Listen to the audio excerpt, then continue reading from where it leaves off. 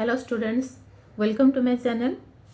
आज हम दिसंबर 2019 के यूजीसी नेट के पेपर 1 के कुछ मिक्स्ड क्वेश्चन सॉल्व करेंगे। PYQ हम सॉल्व करते हैं और उसके साथ साथ में एक्सप्लेनेशन देती हूँ कि कैसे क्वेश्चन को सॉल्व किया जाता है, कुछ ट्रिक्स बताती हूँ, पेपर में आपको कैसे अटेम्प्ट करनी है, कैसे आपके टाइम बचानी है, ये सब बारे में आपको भी बताती हूँ। आप मेरे चैनल में नए हो तो आप चैनल को सब्सक्राइब करिए, बेल आइकन को जरूर दबाएं ताकि मैं आपके लिए इस टाइप के वीडियो लेके आऊँ, UGC net paper 1 related video लेके आऊँ तो नोटिफिकेशन आपको पहले पहुँच जाए। ठीक है, तो शुरू करते हैं। अभी यहाँ तक हमने कर लिया था, अभी क्वेश्चन नंबर 17 से करते हैं। यहाँ पर क्वेश्चन नंबर 17 में पूछा गया है, average of two numbers A and B is 22 and 60% of A is equal to 50% of B. What is the product of A and B. यहाँ पर दे रखा है एवरेज नंबर ए और बी दो नंबर्स हैं, उसके जो एवरेज हैं वो है 22। ठीक है, और क्या दे रखा है कि 60% of A is equal to 50% of B.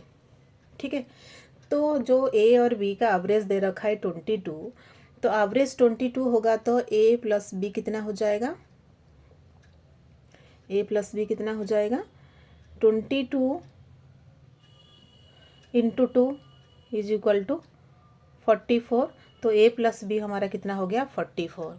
और क्या गिवन है, ए का 60%, ए का 60% मतलब A into 60/100 is equal to 50% of B, 50/100 into B. ठीक है, तो इसको हम काटेंगे तो कितना हो जाएगा, ये हो जाएगा 20 में काटेंगे तो ये हो जाएगा 3, 20 में काटेंगे तो 5, यहाँ पर हम 1/2 हो जाएगा। तो इसका मतलब 3A/5 is equal to B/2। ठीक है, तो 3A कितना हो जाएगा, 3A is equal to B/2 into 5। इसका मतलब 5B/2। तो A इज इक्वल टू कितना होगा, 5B/2 डिवाइडेड बाय 3। तो कितना हो जाएगा, यहाँ पर लिख देती हूँ, A is equal to 5B/6। ठीक है, तो यहाँ हो गया हमारा A is equal to 5B/6 हो गया। ठीक है, तो यहाँ पर दे रखा है A plus B is equal to 44। हमारा था A plus B is equal to 44। तो A की जगह पर हमने ये वाला उसका नंबर लगा दिया, ये वाला वैल्यू। तो कितना हो जाएगा, 5B/6 plus B is equal to 44। ठीक है ना, तो कितना हो जाएगा, यहाँ पर एलसीएम हमारा 6 रहेगा, 5B plus 6B is equal to 44। तो 11B/6 is equal to 44। 11B is equal to 44 into 6, B is equal to 44 into 6/11। तो कट गया, यहाँ पर 4 रहा तो B इज इक्वल टू 24। ठीक है, तो A प्लस बी हमारा था 44, तो A हमारा कितना निकल गया, 24। तो B कितना हो जाएगा, 44 माइनस 24 इज इक्वल टू 20। ठीक है, तो A हो गया हमारा 20, B हो गया हमारा 24। पूछा क्या है, what is the product of A and B। तो product of A and B कितना हो जाएगा, A into B is equal to 20 into 24 कितना हो जाएगा, 480। ठीक है, तो ऑप्शन 480 हमारा सी में है। ठीक है, क्वेश्चन नंबर 18, एक रिलेशन के बारे में पूछा गया है, logical reasoning. B is the only daughter of a maternal grand mother A, how is A related to B. अभी क्वेश्चन को कैसे हम सॉल्व करेंगे, दिया गया है B is the only daughter of maternal grand mother of A का जो मैटरनल ग्रैंड मदर है, सपोज ए यहाँ पर है, ए की मदर यहाँ पर हो गया, और मैटरनल ग्रैंड मदर ये हो गया, मैटरनल ग्रैंड मदर। और B is the only daughter of maternal, यहाँ पर बी इसकी एक बेटी है, बस इकलौती बेटी है। एक बी का रिलेशन हमको यहाँ पर ढूंढना पड़ेगा, तो यहाँ पर बी ए की मदर होगी, ठीक है। यहाँ पर ये मैटरनल ग्रैंड मदर होगी ए की, तो ये उसकी इकलौती बेटी है, तो ए की मदर जरूर बी होगी, तो इसलिए हमारा आंसर हो जाएगा ऑप्शन नंबर डी, ठीक है। अभी नेक्स्ट क्वेश्चन की तरफ बढ़ते हैं। Question number 19। In a certain code credit is written as EPGBKR and in the same code debit will be written as. यहाँ पर आप देखिए, यहाँ पर आपका 6 लेटर का एक वर्ड दे रखा है, यहाँ पर भी 6 लेटर का वर्ड दे रखा है। तो ऐसे क्वेश्चन में हमको क्या करना चाहिए, पहले आप रफ वर्क में ये वाला अपना लिख देना है, ये वाला लेटर क्या लिखा हुआ है, ये वाला वर्ड में क्या क्या लेटर्स लिखे हुए हैं, ठीक है। उसके नीचे वाला जो कोड दे रखा है उसको लिखना है, EPGBKR।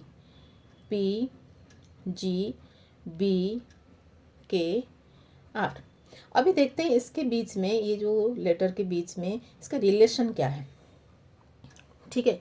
यहाँ पर आप देख रहे हो सी के बाद एक डी आता है, फिर उसके बाद ई आता है, मतलब यहाँ पर +2, सी के बाद 2 प्लस करने के बाद जो लेटर, ये हमारा सी 3 लेटर का है और ये ई 5 लेटर का है, ठीक है। ABCD आप ऐसे ही 26 लेटर तक, Z तक आपको नंबर भी याद रखना है। जैसे ए हो गया हमारा 1, बी हो गया 2, सी हो गया 3, डी हो गया 4, ई हो गया 5, इस तरह से, ठीक है। तो यहाँ पर 3 नंबर का लेटर है, फिर उसमें +2 हुआ ये। यहाँ पर देखते हैं क्या हुआ है, R, फिर इसमें लिखा है P, उसका मतलब है यहाँ पर -2 हुआ है, PQR, ठीक है। यहाँ पर -2 हुआ है, तो यहाँ पर देखते हैं EFG, यहाँ पर +2, यहाँ पर D, उससे पहले C, उसके बाद B, यहाँ पर -2, यहाँ पर +2, यहाँ पर -2, ठीक है।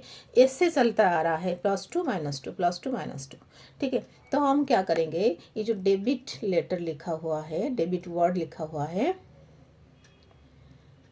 तो हम क्या करेंगे, ये जो डेबिट वर्ड लिखा हुआ है उसको भी हम ऐसे +2 -2 करके करना है। तो ये डेबिट में डी के बाद जो +2 आएगा, मतलब डी 4 नंबर का लेटर है, तो +2 मतलब 6 नंबर लेटर, 6 नंबर लेटर हमारा क्या आएगा, F आएगा, ठीक है। तो यहाँ पर मैं क्लियर कर देती हूँ इसको, 6 नंबर लेटर हमारा F आ गया। फिर उसके बाद हमारा -2 करेंगे, E से -2 हम करेंगे तो हमारा क्या आ जाएगा, E हो गया हमारा 5th नंबर का, तो -2 करेंगे तो C आ जाएगा, ठीक है। B में हम सपोज +2 करते हैं तो D आएगा, ठीक है। तो यहाँ पर आ गया D। तो अभी देखते हैं FCD कहाँ पर है, FCD यहाँ पर एक है, यहाँ पर भी एक है, ठीक है। बाकी इसको हम देखते हैं। टी में यहाँ पर -I, इससे पहले 2 नंबर का आएगा, -2 आएगा, यहाँ पर आ गया +2 में क्या होगा, TUV, तो यहाँ पर आएगा V, ठीक है। तो उसका मतलब ये वाला आंसर आपका आ जाएगा, लास्ट में V है और यहाँ पर आ जाएगा G, ठीक है। यहाँ पर आप देख रहे हो V है, G है, तो इसको हमने ऐसे देख के भी हम लगा सकते हैं, क्योंकि I के आसपास बिल्कुल V नहीं है, ठीक है। तो लास्ट लेटर जो हमारा है टी का जो आसपास लेटर है हमारा V, तो इसलिए हमारा 19 का ऑप्शन नंबर C हो जाएगा करेक्ट आंसर, ठीक है। आगे बढ़ते हैं, ये बहुत ईजी होता है, बस थोड़ा सा समझना होता है। अभी बढ़ते हैं क्वेश्चन नंबर 20 की तरफ। The next term of the series is, यहाँ पर लिखा है 1D3, नेक्स्ट में 3H5, नेक्स्ट 5L7। यहाँ पर आप देख सकते हैं दोनों साइड में नंबर्स लिखे हुए हैं, बीच में एक एक लेटर लिखे हुए हैं, ठीक है। और ऑप्शन आप एक बार देख लो, दोनों साइड में 7 9 यहाँ पर 7 9 तो ये दोनों साइड के नंबर को हमको कैलकुलेट करने की ज़रूरत नहीं, क्योंकि सब में वही है।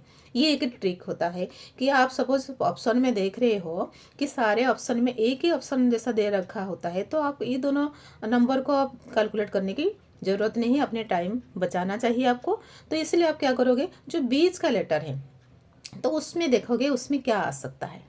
ठीक है, तो बीच का लेटर हम देखते हैं यहाँ पर डी मतलब नंबर 4 में आ गया। नंबर 4 का लेटर होता है डी।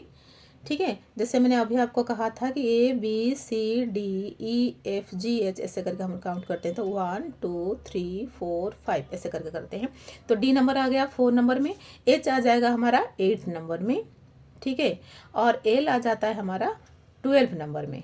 ठीक है, तो कितना कितना डिफरेंस हो गया, 4 8 12 मतलब 4 का डिफरेंस हो गया। तो नेक्स्ट नंबर कौन सा होना चाहिए, नेक्स्ट नंबर 16 होना चाहिए।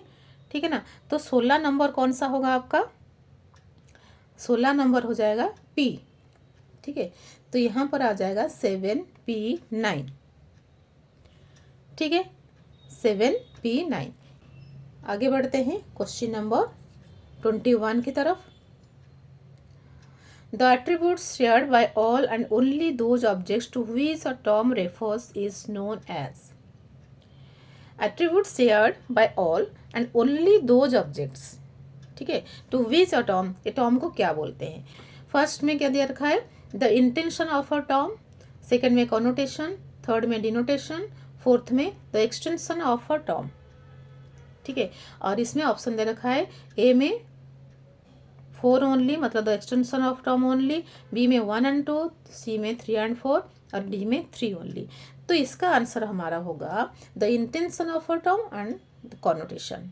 ठीक है, ये आपने 1 और 2 आपका करेक्ट हो जाएगा। तो इसलिए आपका ये ऑप्शन नंबर क्या होगा, both 1 and 2, that means B option will be correct answer. ठीक है, अभी क्वेश्चन नंबर 22 की तरफ बढ़ते हैं। According to traditional square of opposition, if two propositions are so related that they cannot both be false, although they may both be true, as called. अच्छा, ये square of opposition में आपको बता देती हूँ, और एक वीडियो में सेपरेटली मैं आपको स्क्वायर ऑफ अपोजिशन बता दूंगी। ठीक है, ये हो गया हमारा स्क्वायर ऑफ अपोजिशन। ठीक है, यहाँ पर आपका ऑल होता है, यहाँ पर नो होता है। ठीक है, यहाँ पर सम होता है, यहाँ पर सम नॉट होता है। यहाँ पर जो रिलेशन है, ये जो रिलेशन है इसको हम बोलते हैं कंट्रारी। क्या बोलते हैं, कंट्रारी। और ये कंट्रारी में क्या होता है कि ये दोनों फॉल्स हो सकते हैं, लेकिन दोनों ट्रू नहीं हो सकते। ठीक है, दोनों ट्रू नहीं हो सकते लेकिन दोनों फॉल्स हो सकते हैं। यहाँ पर जो नो से लेके सम नॉट और ऑल से लेके सम तक, ये जो रिलेशन है इसको हम क्या बोलते हैं, सब अल्टरेशन। ठीक है, सब अल्टरेशन। ठीक है, और ये जो नीचे का जो सम से लेके सम नॉट तक जो रिलेशन है इसको हम क्या बोलते हैं, सब कंट्रारी। सब कंट्रारी। और ये जो डायगोनल जो रिलेशन है, ठीक है, डायगोनल जो रिलेशन है तो उसको हम क्या बोलते हैं, कंट्राडिक्टोरी। ये आपने कॉपी में लिख के रखना है। इसका क्वेश्चन तो हमेशा ही आता है हर पेपर में, इसके 1-2 क्वेश्चन तो स्क्वायर ऑफ अपोजिशन से आते ही आते हैं। तो यहाँ पर जो आपने रिलेशन देखा कंट्रारी में, तो ये दोनों फॉल्स हो सकते हैं, दोनों ट्रू नहीं हो सकते। तो उसके अपोजिट सब कंट्रारी में क्या होता है, दोनों ट्रू हो सकते हैं लेकिन दोनों फॉल्स नहीं हो सकते। ठीक है, और कॉन्ट्राडिक्टर में क्या होता है, एक फॉल्स होगा तो एक ट्रू होगा। ठीक है, तो इसका आंसर हमको कौन सा मिलेगा, इसमें आंसर ये हमारा आंसर नंबर हो जाएगा बी, सब कंट्रारी। अभी हमने देखा ना, दे में बोथ बी ट्रू, ठीक है, और can not both B false, तो ये हमारा आंसर नंबर बी हो जाएगा। और ये स्क्वायर ऑफ अपोजिशन को अच्छे से लर्न कर लेना। उसके बाद क्वेश्चन नंबर 23, ये के फैलेसी के बारे में पूछा गया है। An informal fallacy in which the conclusion of an argument is stated और assumed in any one of the premises is known as. इसमें पूछा गया है कि जो हमको इन्फॉर्मेशन मिला है, ठीक है, जो conclusion of an argument is stated और assumed in any of the premises is known as. दो प्रेमिसेस होते हैं, ठीक है, और एक कंक्लूजन होता है। कंक्लूजन में जो दे रखा होता है, ठीक है, तो वो किसके ऊपर डिपेंड करता है? प्रेमिसेस के ऊपर डिपेंड करता है। स्टेटेड और assumed in any one of the premises, तो इसमें हम क्या बोलते हैं? इसको बेगिंग द क्वेश्चन बोलते हैं। उसका दूसरा नाम भी सर्कुलर आर्ग्यूमेंट बोलते हैं, और एक नाम भी उसका पिटिशियो प्रिंसिपी। तो क्या होता है ना, उसमें दो प्रेमिसेस होते हैं, ठीक है, प्रेमिसेस 1 होता है, प्रेमिसेस 2 होता है, और एक कंक्लूजन होता है। तो कंक्लूजन में जो लिखा होता है वो किसी ना किसी तरह से इनके साथ रिलेटेड होता है, मतलब इनके ऊपर डिपेंड करता है। ये तो सर्कल की तरह होता है, ठीक है, यहाँ पर जो दिया गया है कंक्लूजन में आपको वही दिया जाता है, ठीक है। तो यहाँ पर बेगिंग द क्वेश्चन भी इसीलिए बोला जाता है, और पिटिशियो प्रिंसिपी भी इसीलिए इसको बोला जाता है। तो 1, 2, 4 ये करेक्ट हो जाएगा। तो उसका मतलब हमारा option number A will be the right answer, ठीक है। उसके बाद आगे बढ़ते हैं। क्वेश्चन नंबर 24 में क्या दे रखा है? Which of the following is not correct with reference to अनुमान according to classical Indian school of logic? ये एक इंडियन लॉजिक के ऊपर क्वेश्चन है। तो इसमें पूछा गया है, ये जो ऑप्शंस दे रखे हैं उसमें से कौन सा करेक्ट नहीं है, ठीक है। अकॉर्डिंग टू द अनुमान के हिसाब से Indian classical school of logic, इसके अकॉर्डिंग तो ये अनुमान के बारे में सही नहीं है। तो फर्स्ट क्या दिखा है? लिंगा और साधना इज द मिडिल टर्म, पक्ष इज द माइनर टर्म, साध्य इज द मेजर टर्म, हेतु इज द माइनर टर्म। इसमें क्या होगा? हेतु ये वाला आपका सही नहीं, हेतु इज द माइनर टर्म ये सही नहीं, क्योंकि हेतु जो होता है वो मिडिल टर्म होता है, ठीक है। मैं यहाँ पर लिख देती हूँ आपको। हेतु जो होता है, हेतु वो होता है मिडिल टर्म, ये माइनर टर्म नहीं होता। और आपका जो माइनर टर्म कौन सा होता है? माइनर टर्म होता है आपका पक्ष, ये ठीक है, माइनर टर्म आपका पक्ष ठीक है। और साध्य क्या होता है? साध्य होता है आपका मेजर टर्म, ठीक है, ये भी ठीक है। तो इसलिए यहाँ पर जो डी है ये आपका राइट आंसर हो जाएगा, ठीक है। उसके बाद हम चलते हैं क्वेश्चन नंबर 25 की तरफ। Given below are 2 premises with 4 conclusions drawn from them. Which of the following is a valid conclusion drawn from the premises? यहाँ पर 2 premises given है और ये 4 conclusion दे रखा है। तो 4 conclusion में कौन सा conclusion ये premises के हिसाब से सही है, ठीक है। Which of the is a valid conclusion? valid conclusion इसमें से कौन सा है? फर्स्ट प्रेमिसेस में दे रखा है ऑल डायरीज आर कॉपीज, ठीक है। तो उसको हम ऐसे लिख सकते हैं, ये हो गया हमारा डायरी, ये डायरीज है, तो ऑल डायरीज आर कॉपीज, ये हो गया हमारी कॉपीज, ठीक है। तो इसका मतलब ये हमारा शो कर दिया all diaries are copy. No copies book, तो नो कॉपीज बुक मतलब ये जो बुक है ये अलग से आएगा यहाँ पर, ठीक है। तो कंक्लूजन में क्या दिया रखा है? कंक्लूजन में दे रखा है some diaries are books, some diaries are तो बुक्स तो है ही नहीं, ठीक है, ये तो बुक्स इधर रह गया, तो सम डायरीज आर बुक्स तो है ही नहीं, ठीक है। Some books are copies, some books are copies ये भी नहीं है। No book is copy, no book is copy, book अलग है कॉपी अलग है, तो ये वाला मतलब सही है। No diary is book, diary अलग है बुक अलग है, तो उसका मतलब नो डायरी इज बुक। तो इसका मतलब 3 और 4 हो गए हमारे वैलिड कंक्लूजन। 3 और 4 कहाँ पर है? ऑप्शन नंबर बी है, तो ऑप्शन नंबर बी हमारा राइट आंसर हो जाएगा, ठीक है। जब भी ऐसे क्वेश्चन आए ना ऐसे ड्रॉ कर लेना, फिर उसके बाद आपको समझने के लिए भी आसान रहेगा, ठीक है। उसके बाद एक DI का क्वेश्चन है, तो आज यहाँ तक रखते हैं। वीडियो अच्छी लगी तो शेयर करें, सब्सक्राइब करें, लाइक करें और बेल आइकन को ज़रूर दबाएं। Thank you for watching. Have a nice day.